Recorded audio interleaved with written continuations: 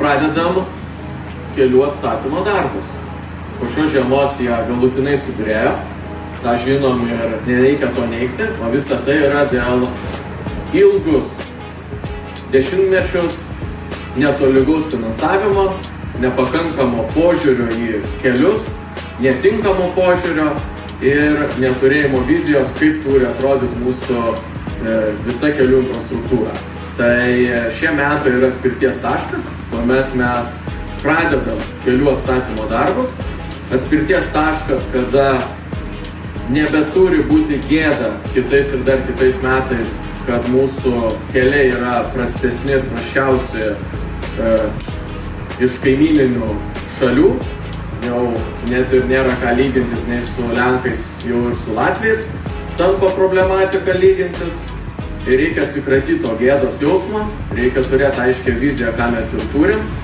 Ir ne tik viziją, bet ir darbus. O darbų pradžia yra akivaizdi, rezultatai pasiekiant yra labai aiškus ir apibrėžti. Ruožai ne gabaliukais lopinėliais tvarkomi, o ilgi, kaip pavyzdys, atkarpa beveik 40 km viena bus tvarkoma, tai kad geriau įsivaizduoti yra kaip nuo Vilniaus iki Elektrėnų visa atkarpa A1 magistraliai.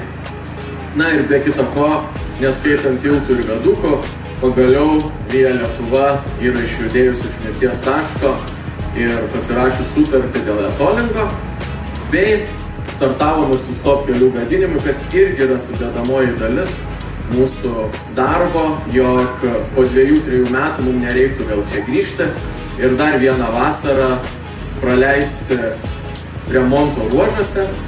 Na, o pabaigai tiesiog atsiprašau vairuotojų, kuriem šią vasarą teks iššūkiai važiuojant į pajūrį, tačiau be šių darbų mes kitais metais jau apskritai nebeturėtumėm šio kelio. Ačiū.